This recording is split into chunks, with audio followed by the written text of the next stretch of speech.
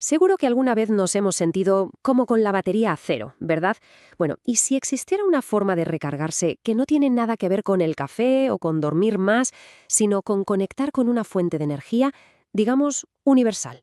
Pues de eso vamos a hablar hoy, de esta idea tan fascinante que nos llega de la mano de Paramahansa Yogananda y su famosísima obra, Autobiografía de un Yogi. Vamos a empezar con una especie de acertijo, uno que nos plantea la propia naturaleza. A ver, ¿por qué una tortuga puede llegar a vivir cientos de años y otros animales, en cambio, tienen vidas muchísimo más cortas? La respuesta, y esto es lo curioso, es más sencilla de lo que parece. Y ojo, tiene que ver con algo que hacemos miles y miles de veces al día sin ni siquiera darnos cuenta. Pues aquí está la clave. Todo parece girar en torno al ritmo de la respiración. Es que, fijaos, hay una relación matemática, casi directa. Cuanto más lento se respira, más se vive. Parece así de simple.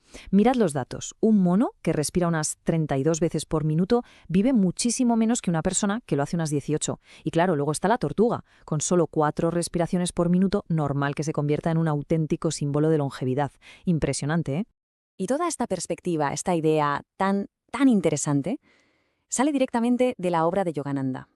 Él lo que hace es explorar esa conexión profundísima que existe entre cómo respiramos, nuestra energía y nuestro nivel de consciencia. Es, en el fondo, un puente que une la ciencia con la espiritualidad. Bueno, entonces llegamos al meollo de la cuestión. La respiración no es simplemente, ya sabéis, un mecanismo para sobrevivir y punto. No, no. Es mucho más. En realidad es como el gran regulador de todo nuestro estado, una especie de termómetro que nos dice cómo está nuestra energía interna. A ver, pensemos un segundo. Cuando sentimos miedo o rabia o estamos hasta arriba de estrés, ¿cómo respiramos? Pues eso, rápido, de forma agitada, muy superficial, ¿verdad? Es que es directo. Nuestras emociones se reflejan al instante en la respiración y esos patrones lo que hacen es devorar nuestra energía vital a una velocidad de vértigo. Y justo lo contrario pasa cuando estamos súper concentrados, por ejemplo, resolviendo un problema complejo. ¿Qué pasa con la respiración? Se calma, se vuelve lenta y de forma totalmente natural. Esto nos da una pista clarísima. Hay un vínculo potentísimo entre la concentración mental y cómo el cuerpo gasta su energía. Es sencillo, a menos agitación, más energía tenemos disponible. Claro, y todo esto nos lleva a un misterio que es todavía más profundo. A ver, si el cuerpo está gastando energía todo el rato, ¿de dónde narices las saca cuando estamos durmiendo? ¿Que estamos totalmente inconscientes? Pues aquí viene la explicación de Yogananda. Según él, cuando dormimos profundamente, nos convertimos en una especie de yogis, pero sin darnos cuenta. Lo que pasa es que nos desconectamos del cuerpo, de los sentidos, y eso permite que nuestra fuerza vital se fusione, se recargue directamente de las corrientes de energía cósmica. Es como si nos enchufáramos a la red eléctrica universal cada noche. Un proceso de recarga automático y, desde luego, vital.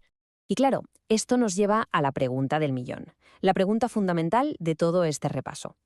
¿Y si no tuviéramos que esperar a dormir para enchufarnos a esa corriente? ¿Qué pasaría si pudiéramos darle el interruptor de recarga de forma consciente? O sea, cuando quisiéramos. Pues aquí es donde la cosa se pone de verdad interesante. Porque Yogananda no se quedó solo en la pregunta, ¿qué va?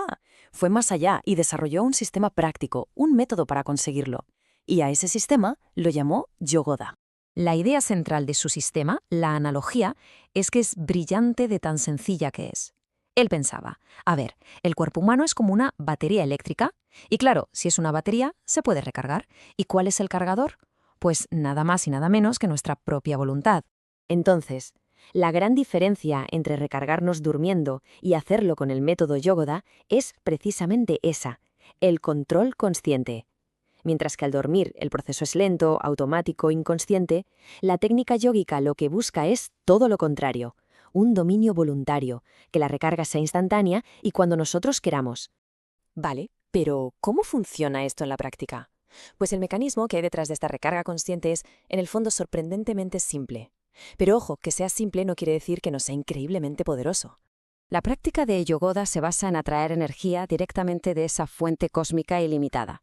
Y esa energía, a través de la voluntad, la canalizamos hacia un punto muy concreto, la médula oblongada, que está en la base del cerebro. Ese es, digamos, el cuadro de mandos, el centro que regula toda la fuerza vital del cuerpo. Todo el sistema se apoya en un principio básico. La voluntad es el motor de arranque de absolutamente todo. Y lo mejor es que no hace falta ningún aparato ni ejercicios mecánicos raros. La idea es simple. Con la voluntad bien enfocada, podemos dirigir esa energía vital para renovar los tejidos del cuerpo de forma consciente. Casi nada. Pero cuidado, que esta técnica va mucho más allá de la salud física o de tener más energía para el día a día. No, está diseñada para algo más profundo, para revelarnos una verdad fundamental sobre quiénes somos en realidad. El propio Yogananda lo explicaba muy claro.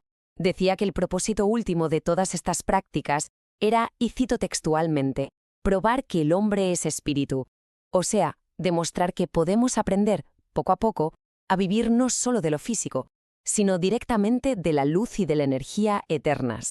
Y esto, claro, conecta con una idea mucho más grande dentro de la ciencia yógica, que es la de darse cuenta de que la materia, en el fondo, no es más que energía condensada.